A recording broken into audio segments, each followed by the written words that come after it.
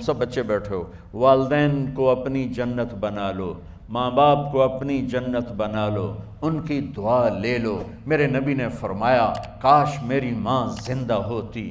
ماں کا خاص طور پر منشن کیا، میری ماں کیوں کہ باپ کو تو دیکھا ہی نہیں، اور ماں کو دیکھا ہے 6 سال۔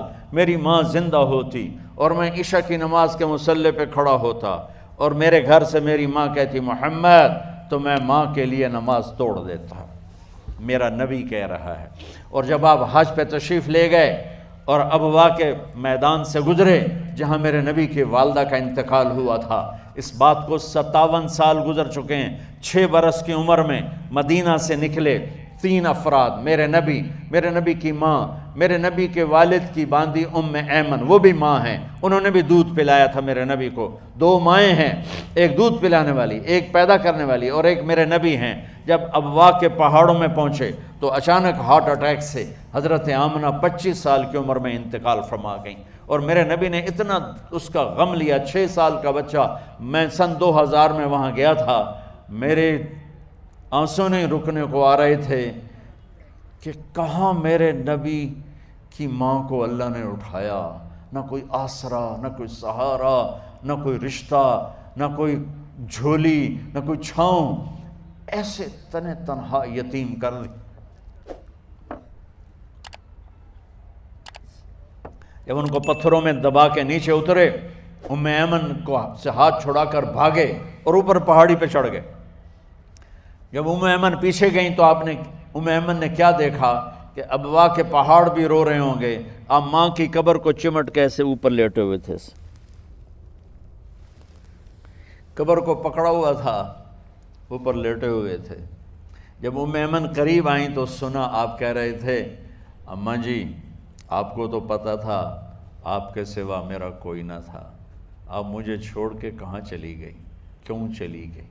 6 سال کا بچہ پہلی موت دیکھ رہا ہے تو ان کو سمجھ میں نہیں آ رہا کہ میری ماں کے ساتھ ہوا کیا ہے۔ ام ایمن نے اٹھانا چاہا، آپ نے اٹھنے سے انکار کر دی۔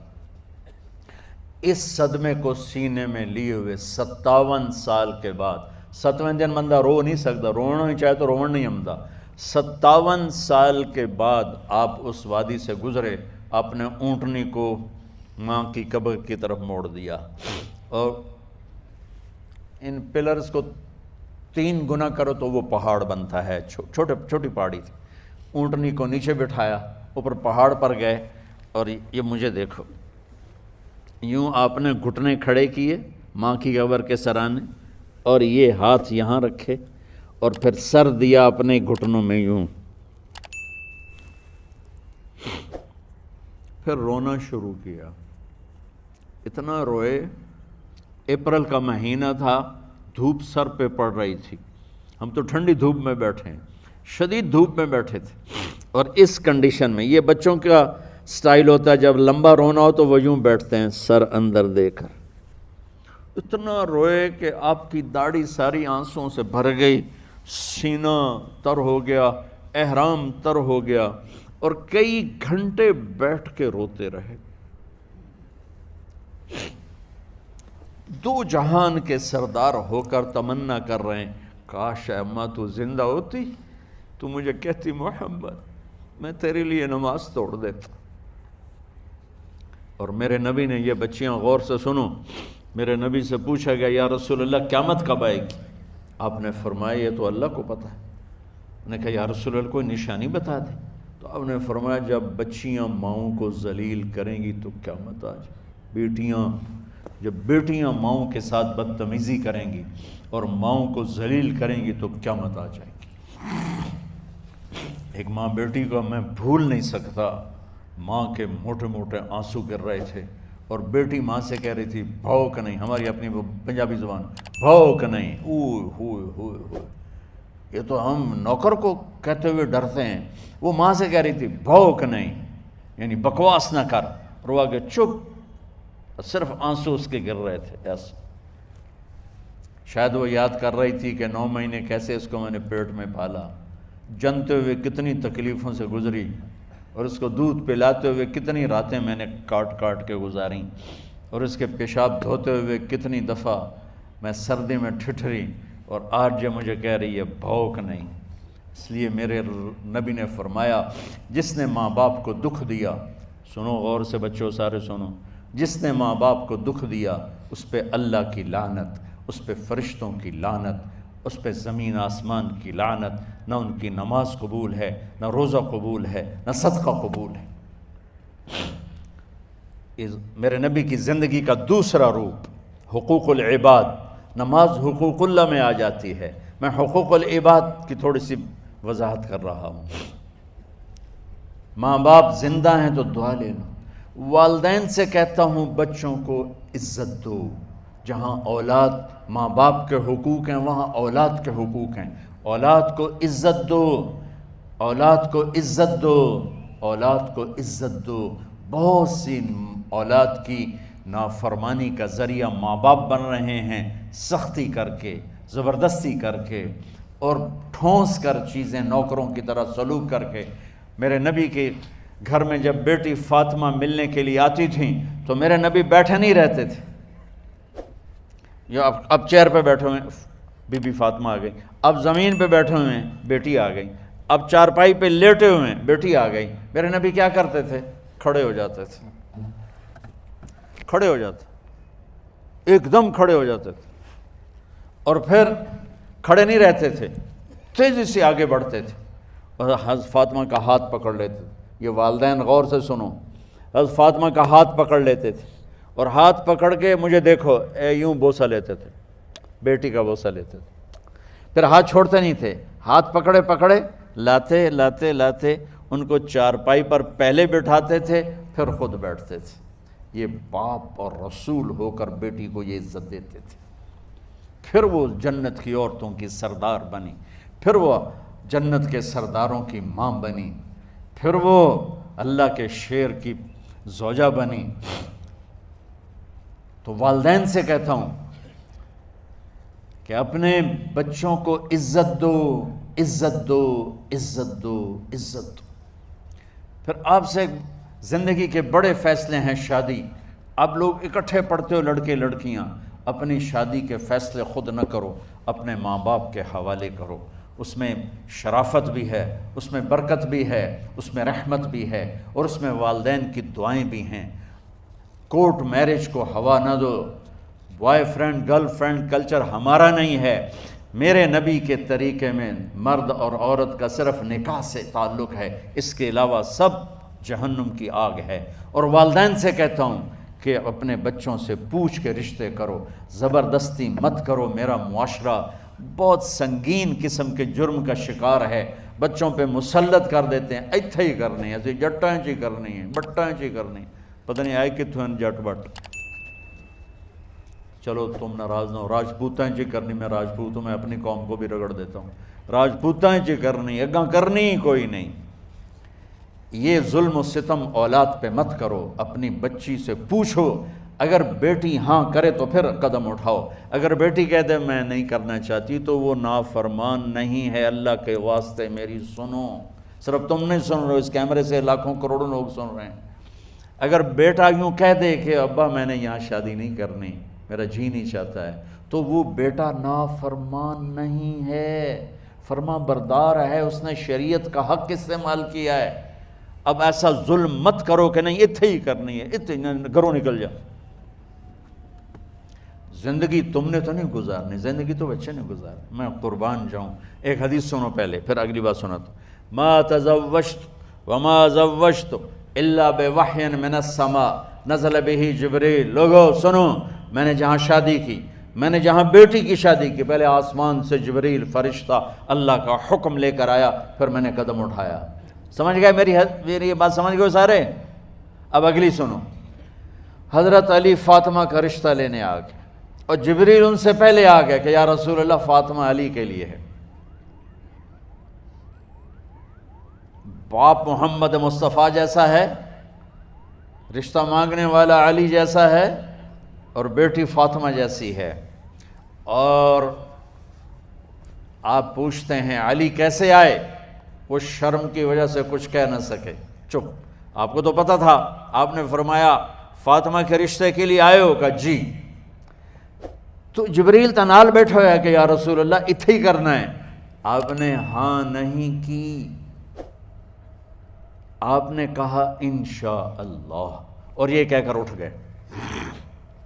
انشاءاللہ نبی کا ہاں ہی ہوتا ہے، لیکن جبریل کے آنے کے باوجود اور اللہ کے کہنے کے باوجود میرے نبی کو بھی پتہ ہے کہ یہ رشتہ یہاں کاتب تقدیر نے لکھ دیا ہے، لیکن امت کو سبق سکھانے کے لیے آپ گھر تشریف لے گئے۔ بیٹی فاطمہ کہا جی یا رسول اللہ، کہا علی کا رشتہ آیا ہے، میں ہاں کر دوں؟ سبحان اللہ۔ میں اپنے دیہاتی بچیوں پہ مجھے رونا آ گیا کہ جنہیں پتہ ہی نہیں ہوتا سانو کہیں نال بندے پہ جانور ہے یا انسان ہے۔ علی جیسا داماد، چلو علی کو چھوڑو، فاطمہ کو چھوڑو، جبریل آیا بیٹھا ہے، جبریل آیا بیٹھا ہے۔ اس کے بعد فاطمہ سے پوچھنے کی کیا بات؟ جبریل آ کر کہہ رہا یا رسول اللہ، اللہ کہہ رہا ہے فاطمہ علی کے لیے ہے اور علی فاطمہ کے لیے ہے، اور پھر آپ کہتے ہیں بیٹی فاطمہ ہاں کر دو۔ ہماری تو آج کی بیٹیاں انکار نہیں کرتی، چپ کر کے گاں ماش طرح بن چھڑ دین کلے نال۔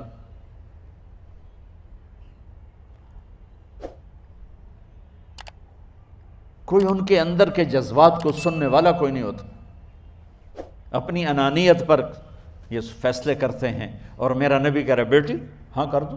سبحان اللہ۔ آپ کا کیا خیال ہے فاطمہ نے انکار کرنا تھا؟ یہ تو یہ بیٹیاں نہیں انکار کرتی تو فاطمہ نے کہاں کرنا تھا؟ لیکن یہ سبق دینا تھا ان والدین کو جو نادانی میں نادانی کے فیصلے کر کے اولاد کو ہمیشہ ایک ٹھنڈی آگ میں دھکا دے دیتے ہیں۔ حضرت فاطمہ رضی اللہ تعالیٰ عنہا نے جب ہاں کی پھر آپ باہر نکلے۔ اچھا مزے کا واقعہ ہو، حضرت علی اٹھ کے باہر نکلے تو صحابہ باہر کھڑے انتظار کر رہے تھے کہ کیا ہوا۔ حضرت علی کو بھیجنے والے تھے عبد الرحمن بن عوف، پہلے ابو بکر گئے تو آپ نے انکار کر دیا، عمر گئے رشتہ مانگا، آپ نے انکار کر دیا۔ عبد الرحمن بن عوف نے علی سے کہا آپ جائیں، آپ کا رشتہ رد نہیں ہوگا۔ کہنے لگے میرا تو ذاتی گھر بھی کوئی نہیں، مجھے کہاں سے رشتہ ملے گا، میں تو بالکل غریب ہوں۔ کہا نہیں تم جاؤ۔ تو واپس آتے انہوں نے عبد الرحمن بن عوف پہ چڑھائی کر دی، ویکھیا ہے نا تو مینوں گلے آئی، انکار ہو گیا۔ تو صحابہ نے پوچھا کیا ہوا؟ کہا کچھ کہا ہی نہیں، چپ کر کے اٹھ گئے۔ تو عبد الرحمن بن عوف کہنے لگے کچھ بولے صحیح، کہ بس اتنا کہا انشاءاللہ، کہا تو مبارک ہو، نبی کا انشاءاللہ ہاں ہوتا ہے۔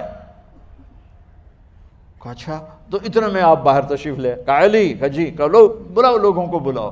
ساری مسجد بھر گئی، آپ کے ساری مسجد فل ہو گئی۔ آپ ممبر پہ کھڑے ہوئے علی کو سامنے بٹھایا، کہا لوگو یہ جبریل میرے پاس اللہ کا پیغام لائے ہیں کہ میں فاطمہ بنت محمد کا نکاح علی کے بن ابی طالب کے ساتھ کر دوں۔ پھر آپ نے خطبہ پڑھا اور کہا کہ علی، ہائے ہائے ہائے، میں نے فاطمہ بنت محمد کو 400 درہم مہر کے عوض تیرے نکاح میں دیا، تو نے قبول کیا؟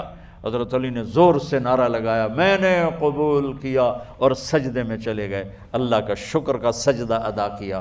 پھر میرے نبی نے وہیں سارے مجمع کو شہد کا شربت پلایا اور تازہ کھجوریں کھلائیں، اور پھر جب رخصتی ہوئی تو آپ نے حضرت علی سے فرمایا کہ آپ آ کے لے جاؤ۔ پھر آپ نے حضرت ام سلمہ، حضرت حفصہ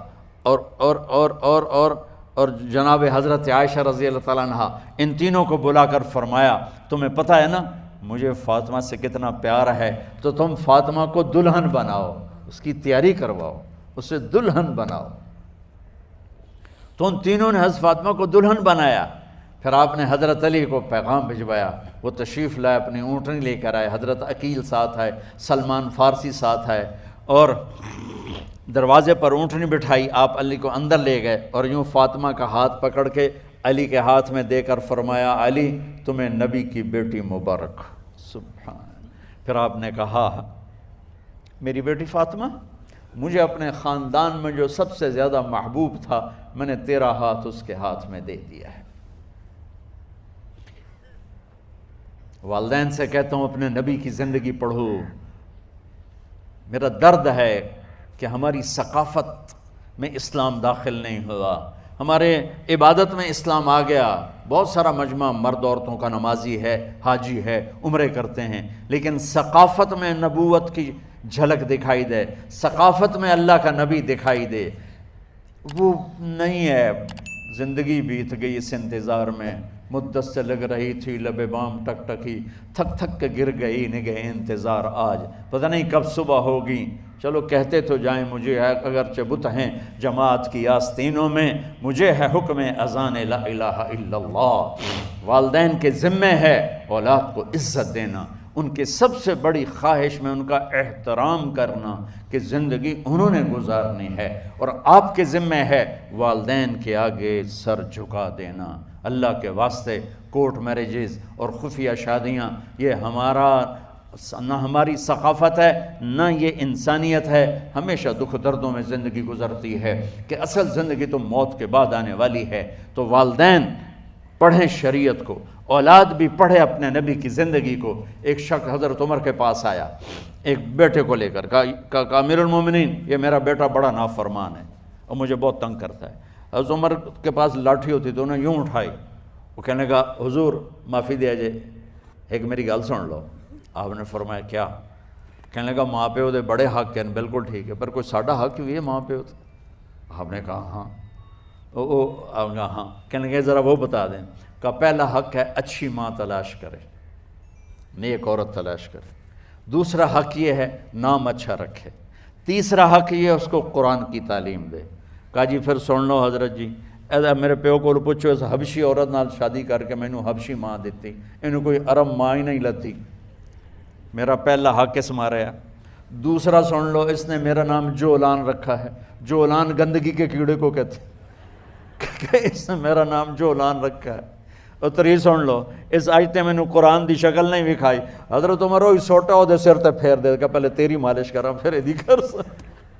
تو آج کے والدین بھی اپنی اولاد کے بارے میں بہت بہت بہت غافل ہیں، اور اولاد کا بھی حال یہی ہے، چونکہ ماں کیا ہے، باپ کیا ہے، اولاد کیا ہے، یہ شریعت، یہ قرآن بتاتا ہے، یہ میرے نبی کی زندگی بتاتی ہے۔